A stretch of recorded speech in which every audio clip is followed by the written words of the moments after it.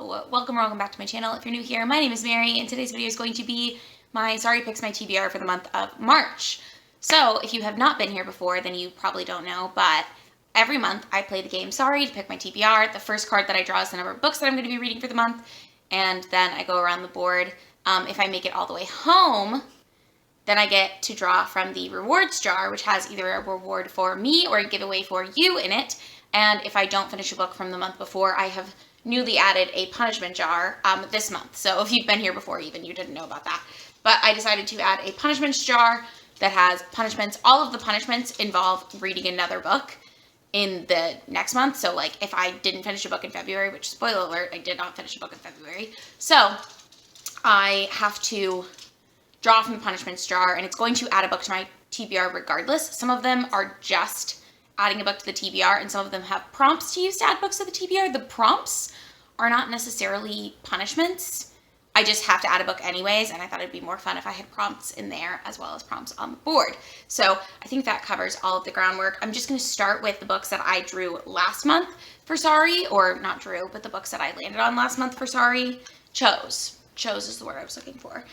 And tell you if I read them or not. By the way, in February, I had 12 prompts. So there's going to be a lot of these, but I'm going to try to move through them relatively quickly. The first prompt that I landed on in February was to read a sci-fi. I chose Nomen by Nick Harkaway, and I did start this, so I'm not taking a punishment for this because there's another book that I didn't start at all, and I want to do my punishment for that, and I don't want to do multiple punishments in a month, and this is my game, so I make the rules. But I started this, got about, well, let's see, 30 pages in, and decided that I don't have the brain capacity to read this right now. It's very stream of consciousness style writing. I don't even know if that's actually what it is, but the style of writing was taking a large toll on my brain at the time when I was trying to read it, not write it. I wasn't writing it, but I did not finish that, but I'm gonna keep it on my TBR. Not for this month, but I do plan on coming back to it, is what I'm saying. I'm not DNFing it forever. The second prompt that I drew was to read a book in a series, and for that I chose The Toll by Neil Shusterman, which is the third and final book in the Scythe trilogy, and I have started this. I'm reading this with my friend Amanda at her Pacific Northwest Washington Life. We started it this week. I don't know if we'll finish before March, but again, I'm like 150 pages into this one, so I'm counting it as like checked off. The third prompt that I landed on was to read a thriller, and for this I chose Behind Closed Doors by B.A. Paris on Kindle Unlimited, and I did read that. Fourth prompt was to read a book with queer rep, and for this I chose I'll Be the One by Layla Lee, and I did read that. Fifth prompt was to read a fantasy, and for that I chose the short story The 11th Metal by Brandon Sanderson, and I did read that. The sixth prompt I landed on was queer rep again, and for that I read Foxhole Court by Nora Sakovic, and I DNF'd that. Seventh prompt was a random letter generator. I got the letter O, and I read Orphan Train by Christina Baker Klein, and I did read that. The eighth prompt that I landed on was Let My Dog Marvel pick, and he chose Swan's Way by Marcel Proust, and I did not even attempt to pick this up a single time. So I am going to take a punishment for that out of the punishment jar here in a second. The ninth prompt that I landed on was to read a YA fantasy, and for that I chose We Set the Dark on Fire by Taylor K. Mejia, and I did read that. The 10th prompt that I landed on was to give a book a second chance, and for this I read the second book in the Firefly Junction cozy mystery series called The Killer Bridal Party by London Lovett, and I did read that. The 11th prompt that I landed on was to read a book in a series, and for this I read a short story by Brandon Sanderson called The Emperor's Soul, and I did read that. And my 12th and final prompt was to read a book that a friend recommended me, and I did break the rules on this one, and I actually chose a book that I was going to be buddy reading with a friend, because this is my game and I can do whatever I want at the end of the day, and I read One by One by Ruth Ware, and I did read that. So all in all, I have one punishment to do from the punishment jar. Let me know down below if you think I should take a punishment for Nomen. I'm not going to do it, but there's always an option. So let's start with that. Since I'm using my Montreal mug, I'm using my Chicago mug for the punishments. So let's see what I'm going to be reading. Oh, this says read the lowest rated book on your TBR. So I'm going to do that really quick. Hello, I'm back. I've gone through my Goodreads TBR, which by the way, there are 1,009 books on that TBR. So I sorted it by lowest rated and then went through the list because I didn't want to pick a book that I would have to get from somewhere else. Like I would like to read a book that I already have, if at all possible. And I actually found a book that I have on Kindle Unlimited, which is called Una Historia de Ayer by Sergio Cobo. And that is a 75-page novella, mystery thriller novella. The synopsis basically says, A story of yesterday is a concise and straight punch to the jaw of life. Under a sky of different colors germinates a magical story of survival where the result of each choice enclosed in this particular tale will snatch the whereabouts of each story forever. So this is a book that I added to my TBR because it was on Kindle Unlimited and also because it's a Spanish language book, novella thing. So I speak Spanish, at least I used to, and I'm trying to get my Spanish back as best as I possibly can. So I've been watching a lot of Spanish film and television, and also I'm trying to read more Spanish books. This is about 75 pages, so I was hoping that I could get it on Kindle Unlimited and chop through it pretty quick, but because again I am planning on trying to read this in Spanish, then it's going to be a little more difficult for me to read, obviously, since I don't have like a great vocabulary in Spanish. So I really theoretically probably have a vocabulary that's good enough to read like children's books to like the low end of middle grade, but I'm going to try to read this one, which is an adult mystery thriller, and see if I can get through it with the help of some, what is it called? Not a thesaurus, the dictionary, Spanish-English dictionary. How about that? So that is going on my TBR. It's only 75 pages again, so it shouldn't be too big of a deal for me to read, but I am excited to read that one. Okay, and now let's start with the prompts for Sorry. Okay, so we are going to start on friend recommendation right over here, and let's see how many books we're going to be reading in March. 4. Not bad. And the first card, move forward 2, queer rep. I drew a 4, so I'm going to be reading 4 books in the month of March, which thank God we're finally getting a short amount of books because I had 11 books in January and then I ended up with 12 in February. So I'm desperate for a shorter TBR so then I can sort of mood read, which is something that I've been doing anyways, even though I have these massive TBRs.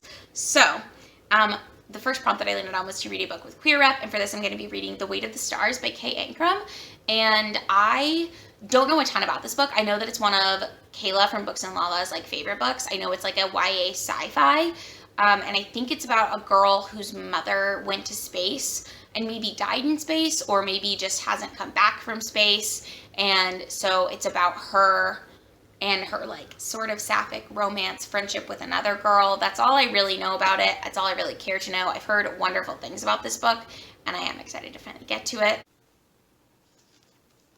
Move forward 3, ghosts. The second prompt that I landed on was to read a book with ghosts in it, and I really struggled with what to do for this one.